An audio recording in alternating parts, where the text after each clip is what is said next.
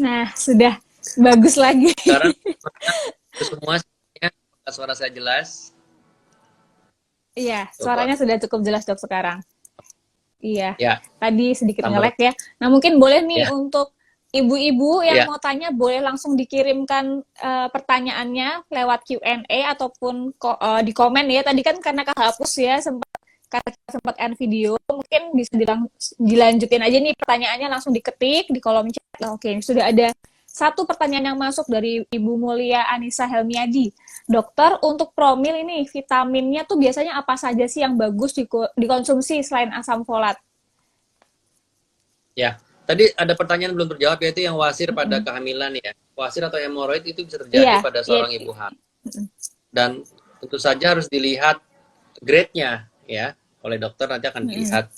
Pada umumnya wasir yang terjadi atau hemoroid yang dialami biasanya tidak sampai mengganggu rencana persalinan untuk persalinan pervaginam ya. Tapi pada kasus-kasus Mm-mm. tertentu di mana grade hemoroidnya cukup beresiko untuk mengalami perdarahan atau nyeri hebat, terutama perdarahan biasanya tidak dianjurkan untuk persalinan pervaginam ya. Tentu saja itu memerlukan pemeriksaan lebih jauh. Tapi memiliki wasir atau hemoroid pada saat hamil itu bukan berarti tidak boleh lahiran normal, kira-kira itu. Pertanyaan selanjutnya adalah Oke, vitamin yang direkomendasikan untuk program hamil ya. Sebenarnya betul. Selain asam uh, folat, dok. ya sebenarnya semua vitamin penting karena kita hidup itu butuh nutrisi yang seimbang. Vitamin A, B, C, D, E, K itu semua penting dan itu rata-rata semua ada di makanan. Jadi apa vitamin yang penting? Semua vitamin penting. Yang kedua apa mineral yang penting? Semua mineral penting. Mineral logam logam berat, mikronutrien yang penting misalnya zat besi, apa zat besi ya, zinc, magnesium, kalsium, mangan, selenium itu semua penting ya. Dan mereka semua memiliki fungsi yang penting dalam metabolisme serta sebagai antioksidan. Antioksidan itu adalah zat-zat yang memiliki kemampuan melawan proses penuaan atau kerusakan sel di tubuh kita. Dan itu semua ada di makanan yang dalam gizi yang seimbang. Tapi memang untuk asam folat khususnya itu mendapat perhatian khusus karena akan agak sedikit sulit untuk memenuhi kebutuhan asam folat dalam nutrisi sehari-hari ya. Makanan ya. Dari makanan. Jadi asam folat itu dianjurkan untuk mendapatkan nutrisi tambahan berupa suplementasi yang besarnya itu minimal 400 mikrogram per hari atau 400 mcg. Kenapa? Karena kekurangan asam folat pada seorang perempuan itu akan menyebabkan satu, janinnya nanti kalau ia hamil akan mengalami cacat ya, misalnya kelainan selubung saraf otak, kelainan saraf pusat itu sangat fatal gitu kalau di kekurangan. Maka itu dianjurkan ibu hamil untuk melakukan suplementasi asam folat secara rutin di luar makanan sehari-hari sekitar 400 mikrogram. Selain itu juga bagi yang mau program hamil, fungsi asam folat itu juga memperbaiki metabolisme indung telur serta dia meningkatkan peluang kehamilan dan memperbaiki ovulasi. Jadi asam folat merupakan suplementasi yang wajib dikonsumsi oleh ibu-ibu yang mau hamil, lagi hamil bahkan menyusui ya. Karena saat menyusui juga si bayi hanya akan dapat asam folat dari si ibu selama menyusui secara eksklusif. Kira-kira begitu. Ya, oke. Jadi asam folatnya sangat penting baik sebelum program hamil gitu ya, terus kemudian saat mau program hamil dan saat menyusui ini juga penting. Jadi dalam tahap kehidupan itu asam folatnya sangat penting sekali nih untuk Betul. mempersiapkan bayinya supaya bayinya jadi sehat gitu ya dok ya. Ya. Iya, oke deh. Boleh kita lanjut ke pertanyaan berikutnya. Ini Ibu Sally Yulia. Dok, ibu hamil dengan riwayat PCOS boleh minum susu hamil nggak? Dulu pas promil nggak boleh. Nah, ini mungkin boleh dijawab juga dok, silahkan. Di susu, mau konsumsi yogurt, mau konsumsi suplementasi apapun, sebenarnya itu yang penting ibunya harus paham apa yang mau dicari gitu ya. Jadi paham konsumsi susu itu sebagai alternatif nutrisi. Nutrisi apa sih yang mau dipenuhi? Apa kalsium, asam folat, apa yang lain, zat besi mungkin dari situ. Jadi itu merupakan hal yang umum aja, nggak perlu menjadi suatu keharusan atau bahkan larangan. Jadi kalau ibu mau konsumsi susu boleh-boleh saja, asal pastikan ibu tahu manfaatnya dan tujuannya apa. Jadi saya rasa seperti itu. Susu merupakan salah satu sumber zat nutrisi bagi banyak zat nutrisi gitu ya, dan mudah untuk dikonsumsi gitu ya. Dan seringkali rasanya mungkin enak sehingga tidak menimbulkan mual. Tapi juga ada orang yang kalau minum susu mual, ada juga orang yang minum susu kalau minum susu dia intoleransi laktosa gitu ya, sehingga nggak cocok minum susu, itu juga nggak perlu dipaksain. Jadi itu sama saja semacam pilihan untuk ibu-ibu dalam memenuhi kebutuhan nutrisinya, kira-kira gitu. Ya, ya, susu ini sebagai pelengkap aja lah ya dok ya, istilahnya seperti itu ya dok Ya, ya. tentu saja merupakan salah satu sumber nutrisi ya, alternatif. Ya. Jadi nggak ada larangan. Oke, terima kasih dok untuk jawabannya. Ya. Ada pertanyaan lagi.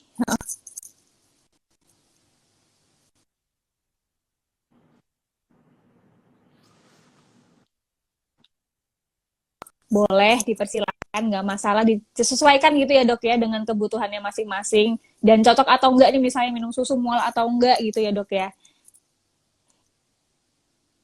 Ya, betul. Oke deh, saya lanjut nih pertanyaan berikutnya. Dari Ibu Foreandri Bakti, dok bagusnya minggu keberapa nih rutin jalan-jalan untuk bumil yang lahiran normal dok? Maksudnya ibunya pasca persalinan ya, atau gimana ya? Iya, pasca persalinan sih Bu, Atau mau lahiran dok normal ya? maksudnya sepertinya. Oh, lahiran. Ya nggak Katanya ada sih larangan Bu, kalau misalnya bagus. kalau ibu normal di hari pertama, hari kedua juga udah bisa jalan ya. Jadi sebenarnya tidak ada yang perlu dikhawatirkan sih dari persalinan ya. Bahkan persalinan sesar juga hari kedua, hari ketiga sekarang udah pulang dan ibunya boleh aktivitas sesuai kemampuannya. Ya tentu saja jangan dipaksakan, tapi sesuai dengan derajat pemulihannya. Jadi anjuran yang mengharuskan orang habis lahiran itu nggak boleh ngapa-ngapain atau diam saja atau mematung diri, nggak boleh kemana-mana, itu merupakan anjuran yang tidak berdasar ilmiah ya, karena justru ibu yang habis lahiran itu harus mobilisasi ya agar semua sistem di tubuhnya kembali aktif gitu ya. Jadi juga ibunya juga bugar, jangan bergerak kira-kira. Oke, makasih nih dok. Kalau dikaitkan nih dok, dikaitkan dengan ibu setelah melahirkan gitu ya, boleh beraktivitas seperti normal. Nah, kira-kira ada nggak sih dok kayak mungkin pemeriksaan yang biasanya kan untuk wanita ini ada yang namanya pap smear ya dok ya. Biasanya Ya, wanita pap smear yang sudah aktif seksual. Nah, kalau misalnya ibu-ibu yang sudah melahirkan misalnya kemudian ingin melakukan pap smear ini kira-kira bagaimana dok? Apakah diperbolehkan atau misalnya harus menunggu berapa lama dulu dok baru boleh dilakukan pap smear dok? ya sebenarnya kalau pap smear pasca persalinan itu bisa saja dilakukan manakala setelah, yang pasti ya paling cepat setelah ibunya melewati masa nifas ya, di mana sudah tidak lagi pengeluaran darah nifas begitu ya, dan pengambilan sampel dimungkinkan untuk dilakukan pada saat ibunya tidak haid. Jadi timingnya kira-kira seperti itu, dan itu bisa diamati sama dokternya sebenarnya sih, apakah si ibunya itu sudah butuh untuk di pap smear. Jadi jangan ragu untuk berkomunikasi dengan dokter masing-masing, karena sebenarnya nggak ada patokan khusus ya, harus 3 bulan. Biasanya kalau pasien saya biarkan saja untuk menyusui gitu ya, biarkan ibunya menyusui setidaknya 6 bulan lah, baru itu setelah itu baru bisa kita merencanakan lagi untuk ibunya misalnya melakukan screening dan pap smear. Dan juga biasanya kan organ kandungan itu setelah persalinan dia butuh waktu sampai 3 bulan setelah persalinan untuk kembali semua seperti sedia kala, seperti sebelum hamil gitu. Sehingga biasanya patokan antara setelah 3 sampai 6 bulan setelah melahirkan itu rata-rata dilakukannya ya oleh dokter seperti itu setelah 3 sampai 6 bulan pasca persalinan. Tapi relatif tiap pasien bisa beda-beda ya. Tapi prinsipnya setelah ia melewati masa nifas itu sebenarnya sudah bisa dilakukan. Tapi jarang yang masa nifas langsung pap smear itu jarang. Biasanya kan kalau ibu hamil tuh menyusui kebutuhannya kita schedule ya. Biasanya kalau kebutuhan ibu itu pertama dia menyusuinya optimal, yang kedua kontrasepsinya apa, ya kan? yang fokus menyusui 3 sampai 6 bulan, barulah kita bisa berdiskusi lagi mengenai rencana selanjutnya ke depan apa. Misalnya pap smear secara rutin gitu. Kira-kira gitu. Oke deh. Masih ngomongin soal pap smear ya, Dok. Nah, kalau misalnya pap smear Ya. ini biasanya bagusnya bagi seorang perempuan, bagi seorang wanita yang aktif seksual ini biasanya dilakukan berapa kali sih, Dok, dalam 1 tahun? Misalnya 2 kali atau 1 kali? Bagusnya seperti apa, Dok? Ya, jadi secara umum itu dulu biasanya dianjurkan sekali setahun, minimal sekali setahun gitu ya. Tapi sekarang dengan kemajuan pemeriksaan ya, jadi selain pemeriksaan pap juga ada yang namanya pemeriksaan materi genetik dari virus ya. Kan tujuan kita untuk pap smear atau melakukan pemeriksaan ulas swab vagina tuh leher rahim itu adalah untuk kanker leher rahim. Nah, kanker leher rahim ini kan disebabkan oleh virus, 90% lebih disebabkan oleh virus, dan biasanya kalau misalnya pap smear saja yang biasa mungkin dianjurkan setahun sekali. Tapi dengan pemeriksaan yang canggih, sekarang ada liquid base, ditambah lagi ada pemeriksaan genetik, itu bisa HPV tiga ya. HPV ya, bisa 3 sampai 5 tahun sekali untuk dianjurkan itu melakukan screening. Tapi pada umumnya kita masih, nah ini itu antara panduan sama apa yang berlangsung di lapangan sehari-hari kadang-kadang suka berbeda karena ada faktor lupa ya, faktor lupa. Jadi biasanya kita selalu sampaikan ke pasien kita antara 1 sampai 3 tahun jangan lupa deh pap smear atau thin prep ya. Karena kalau lupa dalam 1 sampai 3 tahun itu masih aman ya. Kadang-kadang kalau orang dibilang tiap 3 tahun 5 tahun ntar lupa, nggak pernah periksa nantinya gitu. Dan itu dilakukan orang sudah seksual aktif ya, kira-kira seperti itu. Iya, oke. Jadi diingat-ingat ya Pak, dalam 1 sampai 3 tahun. Kalau kelebihan nanti takutnya kebablasan, lupa akhirnya malah jadi nggak periksa ya, Dok ya. Iya. Kita ingetin tiap tahun, datangnya tiap 2 tahun gitu. Jadi kita tetap ingetin dari 1 sampai 3 tahun. Sangat dianjurkan untuk ibu semua, bapaknya juga nganterin untuk lakukan pap smear ya. Iya. Nah, tadi kan dokter sempat mention ada pap smear yang liquid base, kemudian ada yang HPV. Sebenarnya secara garis besar itu perbedaannya di mana sih, Dok? Terus yang paling bagus sebenarnya yang mana? Mungkin banyak yang bertanya-tanya ya, kalau mau periksa, kalau saya mau pap smear, apa sih bedanya sama HPV nih? Apa terus bedanya sama dengan yang liquid base? Saya harus pilih yang mana? Kan kadang bertanya seperti itu. Gimana, Dok? Jadi begini, sebenarnya kita harus paham dulu bahwa kanker serviks atau kanker leher rahim itu merupakan suatu penyakit kanker yang perjalanannya panjang, ya. Itu satu. Yang kedua, dia disebabkan oleh virus. Nah, virusnya namanya HPV atau Human Papilloma Virus yang high risk, ya. Jadi Human Papilloma Virus itu ada 2 golongan, golongan yang low risk dan golongan yang high risk. Golongan yang high risk ini adalah virus-virus yang subtype-nya berkategori apabila ia menginfeksi seseorang maka dia akan menimbulkan kanker, misalnya HPV nomor 16 sama 18 ya. Kalau yang tidak high risk atau low risk itu nomor 6 sama 11 seperti itu. Nah, katakanlah ada virus masuk ke tubuh seseorang ke bagian leher rahimnya begitu ya, melalui aktivitas seksual.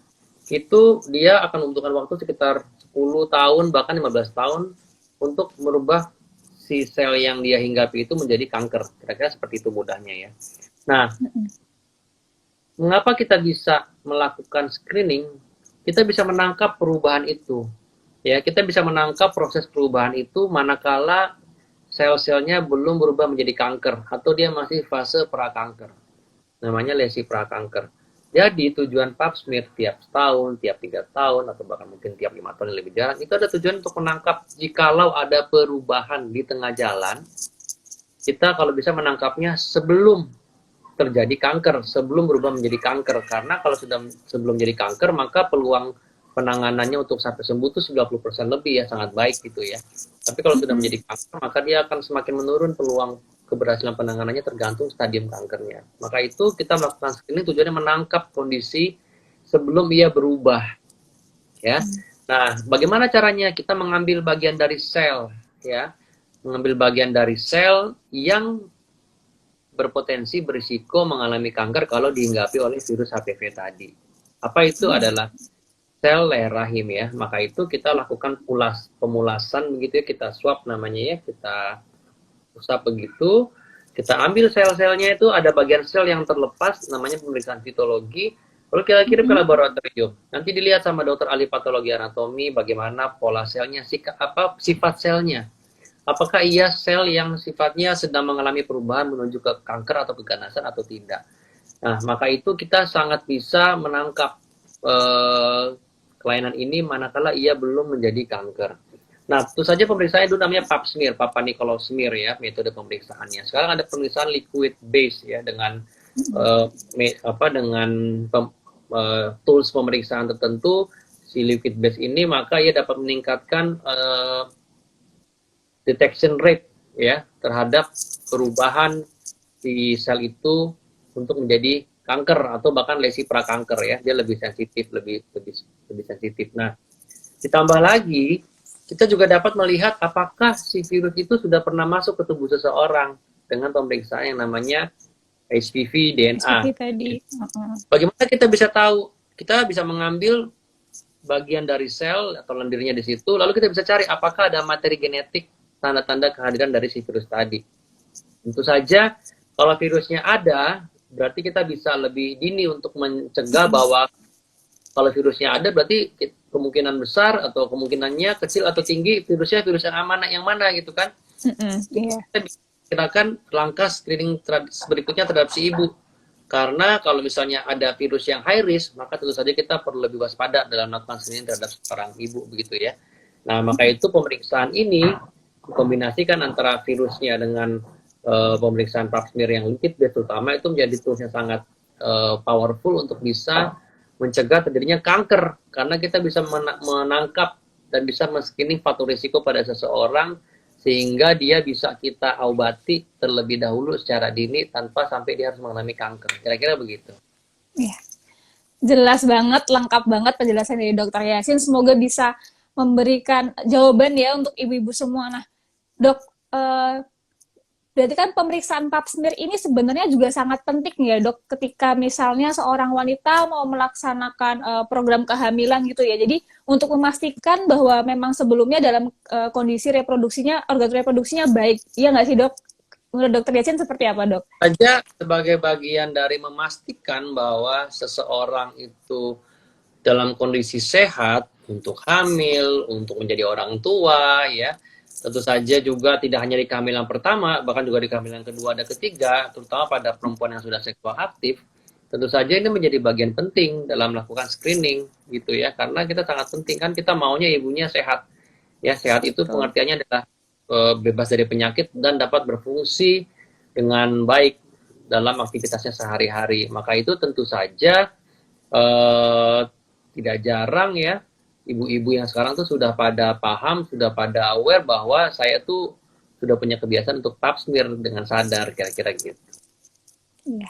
Semoga ibu-ibu di sini semakin tersadar ya, untuk yang mungkin belum rutin pap smear sebelumnya bisa merutinkan diri, misalnya tiap tanggal ulang tahun gitu ya, dipasin tiap tanggal ulang tahun saya mau pap smear gitu ya. Nah, kebetulan banget nih, di sini One On Co juga lagi bagi-bagi voucher pap smear potongan 100.000. Nah, gimana caranya?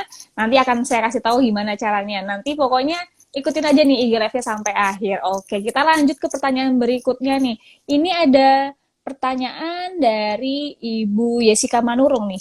Dok, kalau lagi masa subur nih, biar peluang hamilnya besar, HB-nya tetap 2 hari sekali atau tiap hari pas lagi masa suburnya? Jadi gini, kalau misalnya ibu sedang merencanakan kehamilan secara mandiri, tentu saja tidak perlu untuk lalu menghitung masa subur ya.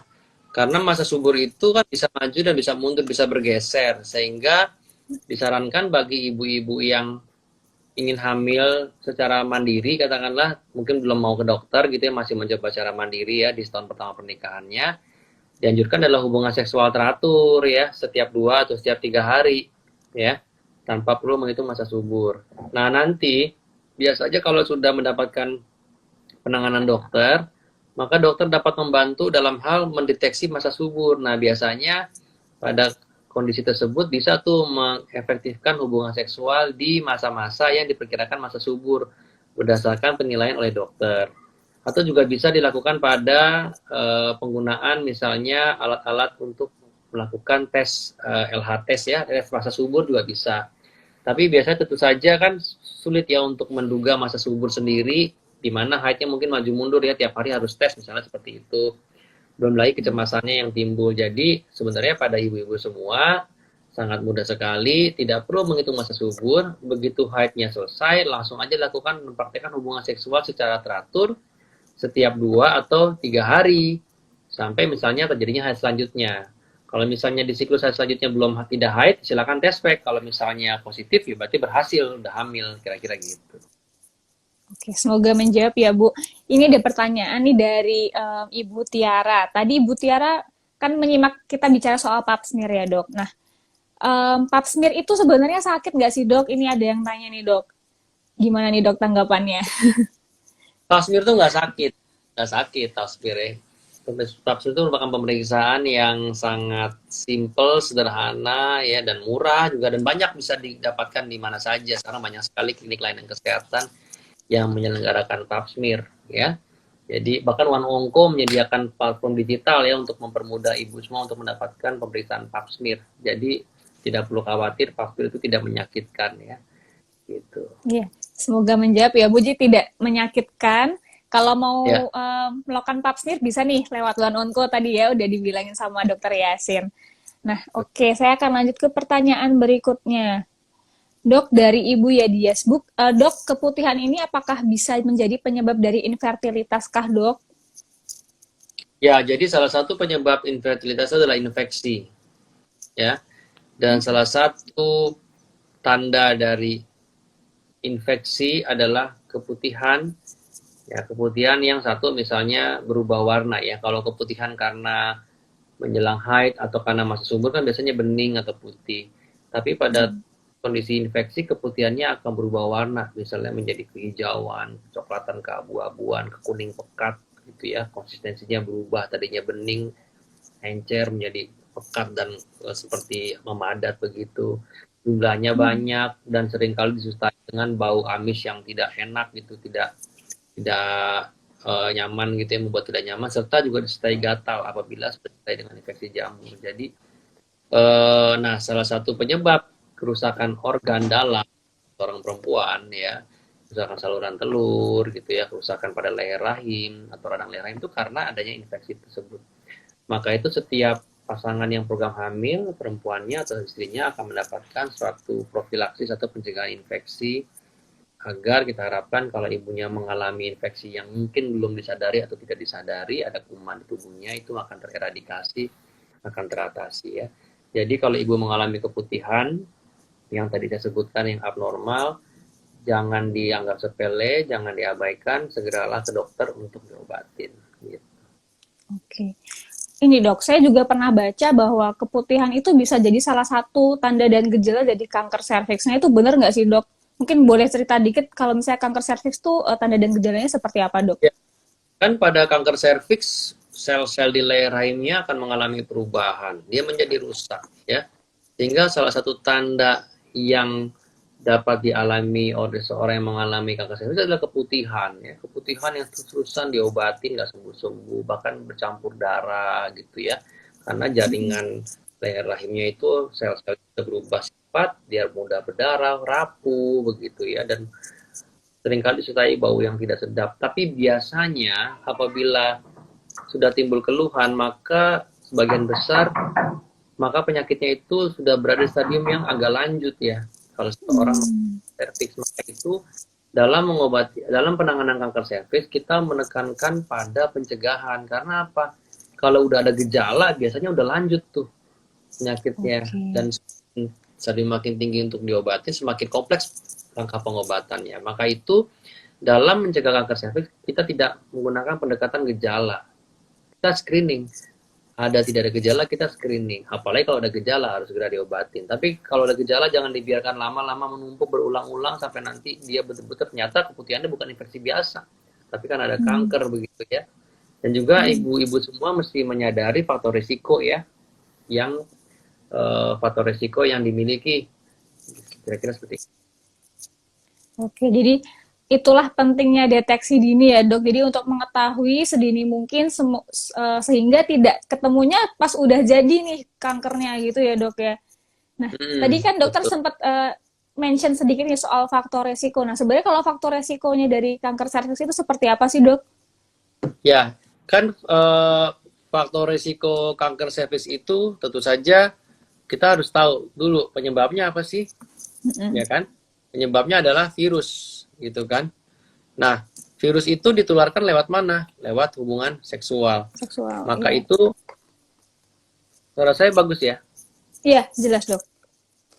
Maka itu salah satu faktor risiko kanker serviks adalah riwayat seksual, terutama riwayat seksual yang sering bergonta-ganti pasangan, serta juga adanya risiko penyakit infeksi menular seksual. Kira-kira seperti itu. Jadi itu salah satu aspek penting ya. Maka itu sangat penting bagi seorang gaya hidupnya itu mesti betul-betul memperhatikan gaya hidup yang sehat. Kira-kira seperti itu.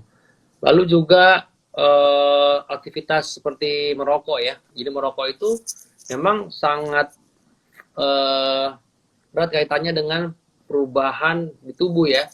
Jadi tidak hanya kanker paru-paru misalnya, tapi banyak kanker di tubuh kita yang bisa mengalami perubahan akibat aktivitas merokok misalnya Merokok. gitu, pada masuk kanker serviks ya, kira-kira seperti itu, kira-kira begitu.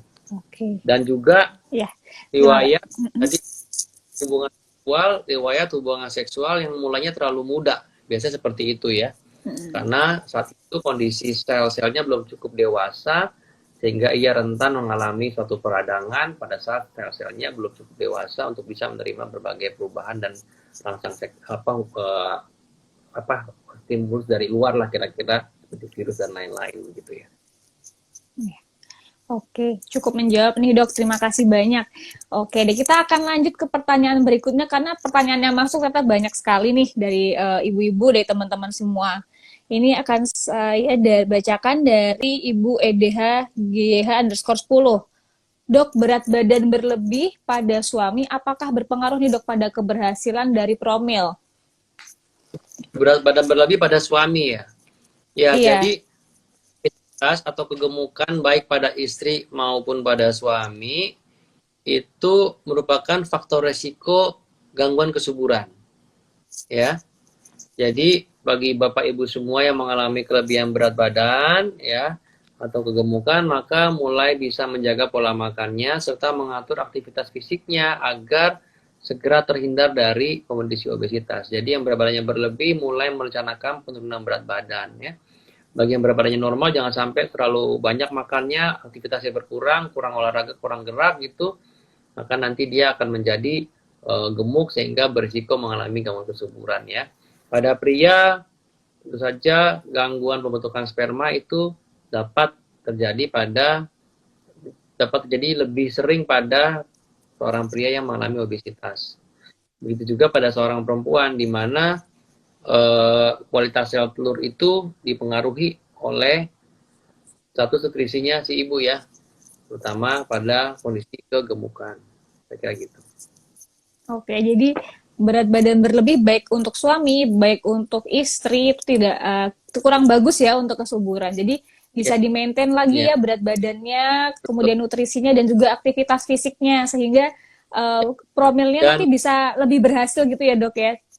Seorang perempuan kan nanti akan hamil ya, maka kalau hamil dalam keadaan obesitas maka ia cenderung memiliki risiko lebih tinggi dalam mengalami berbagai komplikasi kehamilan, misalnya mengalami diabetes pada kehamilan, hipertensi pada kehamilan, pertumbuhan janin terhambat, berat bayi lahir rendah, sehingga tujuan kita untuk memaintain berat badan ibu itu adalah untuk menyiapkan si ibu dalam kondisi yang betul-betul sehat dan optimal untuk bisa hamil agar kehamilannya berjalan lancar, persalinannya lancar, dan nanti ia tetap sehat dalam menyusui dan membesarkan anaknya. Kira-kira begitu.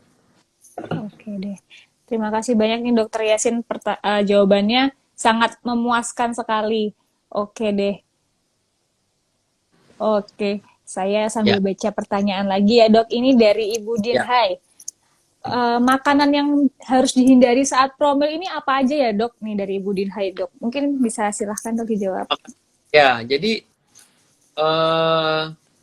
secara spesifik ya, secara spesifik tuh tidak ada makanan tertentu atau bahan makanan tertentu yang wajib dihindari atau justru wajib dikonsumsi ya. Secara umum sih nggak ada seperti itu. Setiap pasangan yang ingin hamil itu harus mengkonsumsi makanan dengan prinsip gizi seimbang. Artinya apa? Di setiap makanannya atau dalam konsumsi hariannya, ia cukup mendapatkan karbohidrat, protein, lemak, vitamin, dan mineral, serta cukup minum. Itu yang perlu dianjurkan dan informasikan kepada para bapak ibu semua gitu ya. Karena dengan mengkonsumsi gizi seimbang, maka kita memastikan tubuh kita mendapatkan zat yang dibutuhkan untuk kesehatan, termasuk kesehatan reproduksi. Ya. Tapi jangan sampai terjebak pada pola nutrisi yang tidak seimbang, misalnya makan nasi sama mie gitu ya. Kenyang sih kenyang, tapi dia tidak mengandung nutrisinya, iya. Sama-sama karbohidrat, contohnya seperti itu. Iya. Buah-buahan, konsumsi buah-buahan secara bervariasi apapun, karena setiap buah-buahan itu mengandung vitamin dan mineral masing-masing, kelebihannya gitu. Sehingga tidak ada program hamil itu harus mengkonsumsi ini terus, atau dihindari ini, nggak boleh makan buah ini, nggak ada seperti itu. Ya. Atau mengkonsumsi sayuran tertentu, tidak ada seperti itu. Dan tidak ada makanan yang harus dihindari gitu ya. Yang prinsipnya adalah yang harus dihindari adalah konsumsi makanan yang berlebihan atau yang terlalu sedikit ya dari dibanding kebutuhannya. Ya, misalnya contoh, ibunya membutuhkan zat besi atau kalsium, tapi ibunya nggak pernah makan sayur, nggak pernah makan buah, nggak pernah makan daging gitu kan. Padahal daging itu sumber zat besi, sumber zinc gitu kan, sumber berbagai macam zat gizi lainnya, protein. Tapi ibunya nggak pernah makan daging misalnya, dia menghindari. Itu saja itu pola yang tidak dianjurkan seperti itu. Tapi juga apakah ibunya mengkonsumsi daging-dagingan terus saja juga baik ya? Kalau daging doang, gimana dapat karbohidrat? Dari mana? Vitamin mineral lain dari mana? Begitu ya. Jadi sekali lagi harus dimengerti bahwa kita tidak terpaku kepada apa bahan makanannya, tapi apa yang terkandung itu yang dibutuhkan, kira-kira gitu. Oke, ya terima kasih banyak nih Dokter Yasin. Mungkin satu pertanyaan terakhir sebelum nanti kita closing gitu ya dok. Tidak terasa nih sudah mau 1 jam kita ngobrol-ngobrol bareng dengan Dokter Yasin, nggak kerasa banget. Banyak banget pertanyaan dari ibu-ibu semuanya. Ini ada pertanyaan dari Ibu Desti Sukma. Dok, apa yang harus dilakukan kalau misalnya sel telurnya ini kecil supaya cepat hamil?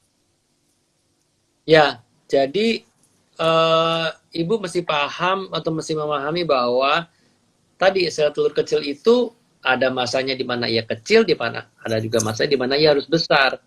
Apabila ia ditemukan kecil pada saat di mana dia harus kecil, berarti kan normal. Jadi mesti tahu juga kecil tapi pada saat kapan gitu kan. Nah, tapi apabila si ibu yang dimasukkan adalah ibunya mengalami gangguan pematangan telur sehingga sel telurnya selalu kecil gitu ya, tidak pernah besar, ya tentu saja kita bisa memberikan obat-obatan untuk memicu ovulasi atau pemicu pematangan sel telur sehingga kita harapkan si ibunya itu mendapatkan sel telur yang matang. Tapi juga harus dipastikan penyebabnya dulu. Jadi sebelum ibu mendapatkan obat, maka perlu dipastikan dulu penyebabnya sel telurnya selalu kecil itu apa, masalahnya apa, karena tiap kondisi tentu beda-beda pengobatannya, kira-kira gitu.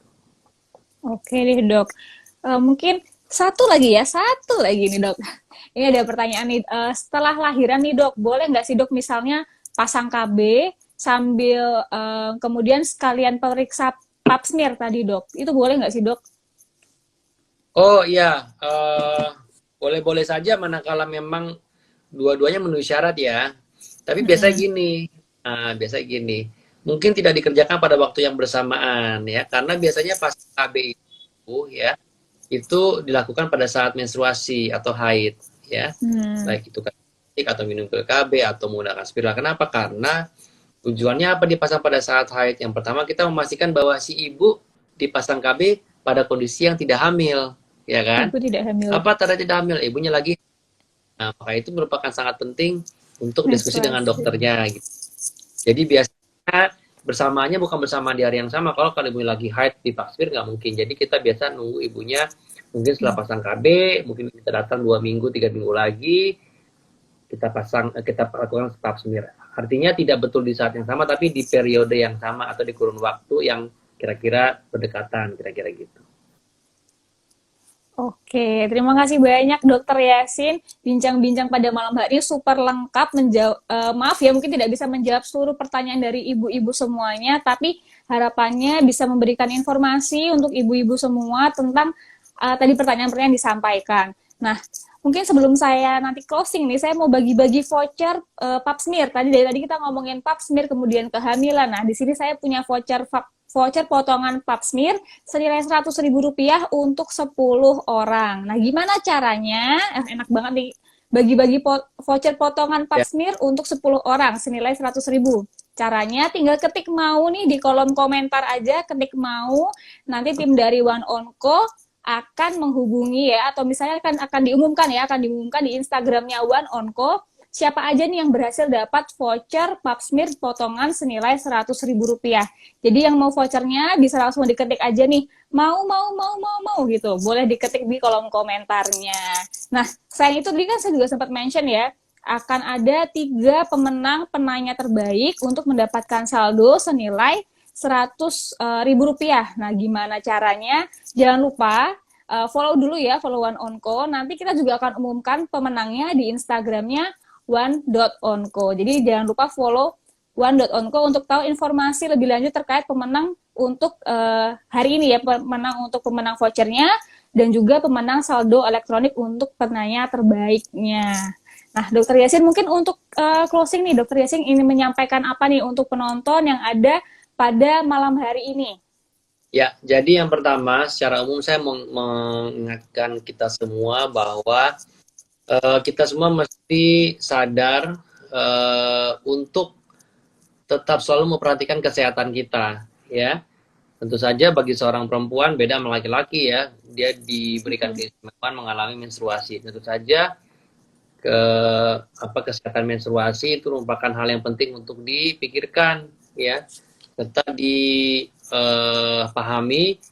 dan juga diwaspadai apabila mengalami sesuatu, jangan takut untuk berobat ke dokter. Selain itu juga sekarang alhamdulillahnya kanker yang kejadiannya terbanyak di dunia bahkan di Indonesia begitu ya, terus itu bisa di screening gitu ya, dan kita bisa lakukan screening dengan pemeriksaan yang semakin canggih, makin hari semakin canggih, memberikan hasil yang baik, prediksinya sangat baik dari Papsmir, liquid based Papsmir, serta juga ada pemeriksaan HPV DNA. Jadi jangan sia-siakan berbagai macam pemeriksaan yang telah tersedia saat ini demi mencapai kesehatan yang optimal bagi kita semua. Kira-kira seperti itu. Saya terima kasih sekali lagi kepada One Onco yang telah mengundang saya untuk bincang online kali ini. Dan saya minta maaf apabila ada kekurangan dalam penyampaian. Semoga bermanfaat. Salam garis 2. Ya, terima kasih semuanya. Jangan lupa ya untuk follow Instagramnya One Onco, dan yang mau vouchernya boleh diketik di sini ya, komen mau. Nanti dari timnya One Onco akan recap datanya dan akan umumkan di Instagramnya one.onco. Jadi untuk tahu informasinya lebih lanjut siapa pemenangnya bisa langsung nanti cek ya di Instagramnya @one.onco. Saya Ines Hapsari dan juga Dokter Yasin mengucapkan terima kasih atas kedatangannya ya untuk live-nya pada malam hari ini. Semoga memberikan informasi yang bermanfaat untuk ibu-ibu dan untuk teman-teman yang menonton semuanya. Selamat malam semuanya dan salam garis 2. Sehat selalu. Terima kasih Dokter Yasin.